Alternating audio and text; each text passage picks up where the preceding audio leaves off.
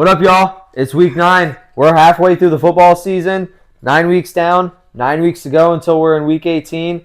I'm going to have 2 bold takes for you. He's going to have 2 bold takes for you. We're getting better, and we're on fire. We're going to keep this rolling. My first bold take is Jameis Winston to have 250-plus passing yards. I like it. What did he throw for 330 last game? 334. He's coming off that performance versus the Ravens last week. Granted, the Ravens have a terrible secondary. He's playing the 7th-ranked pass defense this week. He's playing the 7th-ranked pass defense this week, but it's in Cleveland. Browns need this more than the Chargers do, like I said on the Halloween episode. Desperation is key. So I think the Browns need this more than the Chargers do. And Jameis kind of brings a new hope to this Browns team. And Jameis also, just like how the Browns need it, Jameis needs it. Yeah, Jameis needs to save his career here. So the Chargers have... Is he still your favorite player? Yes, of course he is. He's still your favorite player? Yes. You haven't found a new one? No, Christian Gonzalez is my new favorite player, bro. I love him so much. The Chargers have kept opposing quarterbacks under 200 in the last 2 games, but Jameis is really well known for slinging that rock. He doesn't care. He just throws it no matter what. He plays aggressively, and that's something that will help him get over 250. So Jameis over 250 pass yards. It's a home game. If it wasn't LA, I don't know. My 4 p.m., A.J. Brown will have a 100-yard game.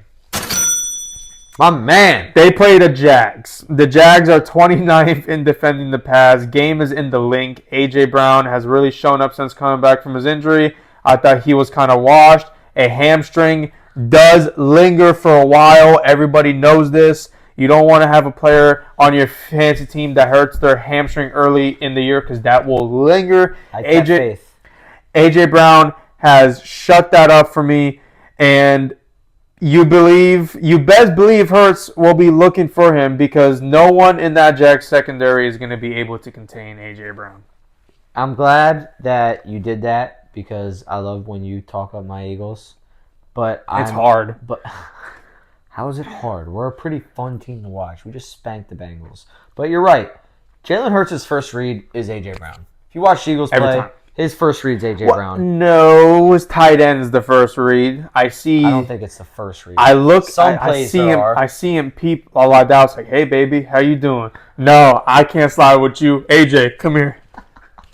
So you're saying A.J. is his second option? No, I'm just saying not all the time. I got you. No, you're right. They run a play where they read option and Dallas comes across the line of scrimmage and right away. The Eagles want to be a tight end heavy team. That's what I like. I think they're a pass heavy team. Pass heavy team, but they want to give it to the tight ends. We need to give it to Saquon Barkley more. Yes. Until the end of the game, which doesn't make sense. I've lost 4 in a row in Christie's League after starting 3-1, and Saquon hasn't done anything in those 4 losses. You know why? Why? The tush push. Yeah. Whatever, bro. 3 rushing touchdowns for Jalen Hurts last week. So annoying, bro. I know. I won in fantasy last week because I played Kyle. Shout out to Kyle. And he had Saquon Barkley and I had Jalen Hurts. That's why I won in fantasy. I was watching the Eagles game and I'm like, okay, 1-yard line Saquon. No. Tush push. No. There was one drive in the third quarter where he broke out like twice. Yes. And he got them down there and I was like, okay, he's going to score this drive. I'm aware, yes. And I'm like, no. It's sad. It's sad. But that takes you to my bold takes. I'm going back to anytime touchdown. I was 1 for 2 last week with getting Calvin Ridley. Yeah. Again, he cashed first quarter. You better bench Calvin Ridley this week. Who do they play? Christian Gonzalez. Yeah, I might have to. But I actually have to start him because Brian Thomas is hurt. Okay. Maybe actually I could start Khalil Shakir. Ooh. He's been going off. Okay. But I missed in my second one. And Kamara, so I have Alvin Kamara, anytime touchdown versus the Panthers. Kamara has scored 7 touchdowns this season.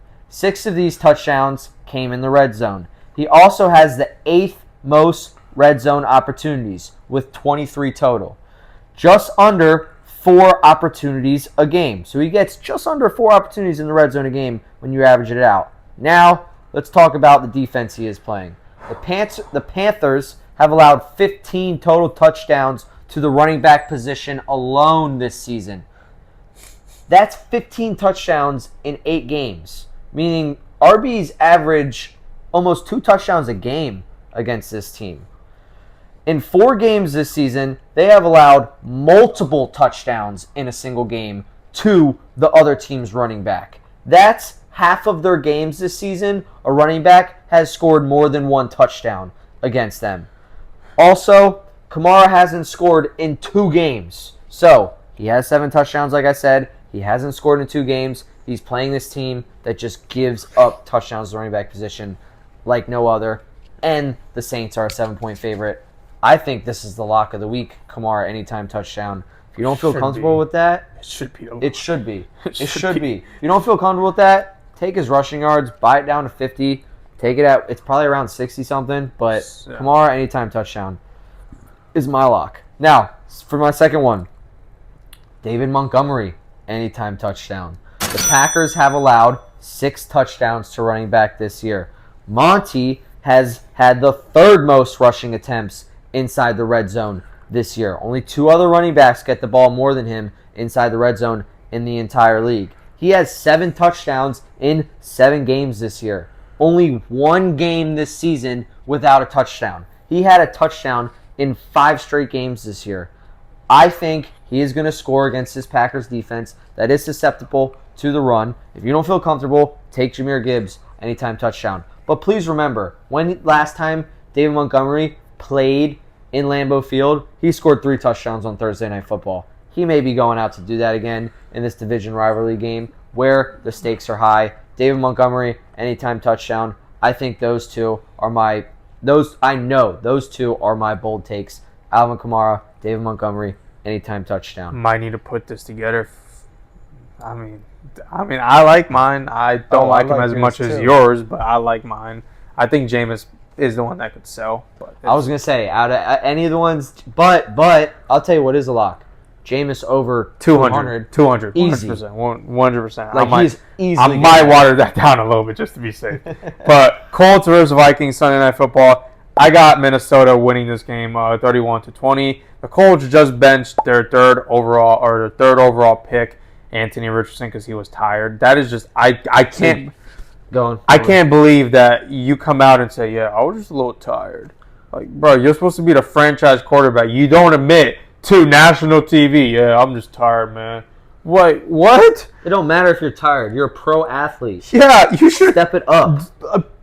Bro, people work 60 hours a week. Those people are tired. You get to go play freaking football, go home, eat a nice big steak, go to sleep, get your feet rubbed, get up for practice, get the best treatment in the road, and take an ice bath, go out to clubs, party, do whatever you want with your life, and you're saying that you're tired. No, man. But going on to this, the Vikings have dropped their last 2 games after starting 5-0. Pretty typical of this team to do that. Their division is getting tighter, though. The Lions and Packers are showing some strength. The Bears, honestly, are not out of it either. Vikings need to get back on track. Colts, and like I just said, the Colts are benching their franchise quarterback to Joe Flacco. Game is in Minnesota, so Vikings are a safe bet for me to get this one. It's not going to be close. Also, Jay Jets is in for a pretty big game, I think, playing the 17th ranked defense versus the receiver position. I like that. So if you want to take a prop for Jay Jets over on receiving yards, I would do it.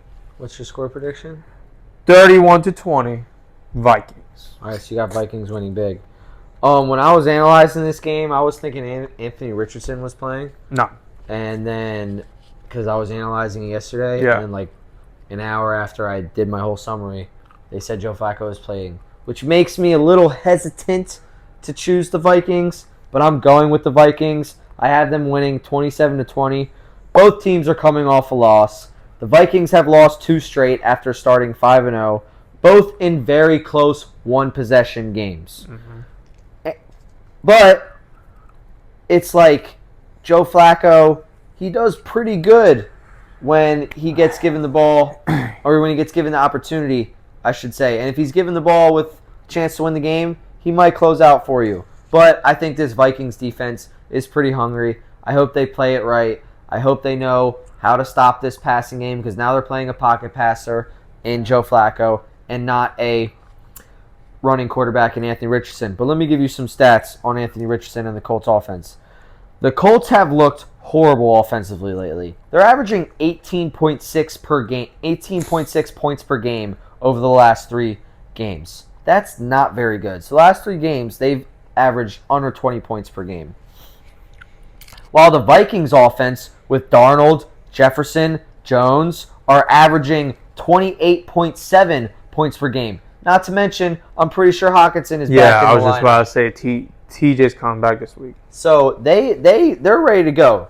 Like I said, Colts averaging under 19 points per game the last 3, and the Vikings are averaging 28.7 at home. Also, another stat for you on Anthony Richardson. He has the lowest completion percentage through the first 8 weeks of a season of any quarterback since 2000. He's completing 44% of his passes. Yes, I know he's not starting, but just thought you should know that's how bad Anthony Richardson has been playing through the first half of this season. 44%. That means if he throws a ball, there's less than 50% that he's gonna. Well, last Sunday night we both nailed it. Cowboys lost. Happy for that. I didn't stay. I was very happy for that. But thank God San Francisco pulled it out. Cowboys were winning that game for up until the half. Bro, trust me, I'm happy they lost. They stink. I can't believe there's Cowboys fans out there and they say this is our year. Yeah, I'll be 3-5. Bro, Washington is leading that freaking division. The Cowboys are not even. Whoa. Yes, they're leading. They are, but the Eagles are also 5-2. Yes, I know. I was getting to that. The Cowboys aren't even like they're in the conversation with the Giants. Yeah, who's gonna get third place? The Eagles are in the conversation with who's gonna win this division because Washington is legitimate a threat until the Eagles split them because I think they're gonna win one and then the Eagles will win. It happens almost every single year. The Eagles got to sweep the Cowboys and the Giants. Y'all better, bro. If y'all, I'm not gonna put that out there. And we swept the Commanders last year. See you guys on Monday Night Football and obviously Powell Ben Carroll 50 piece.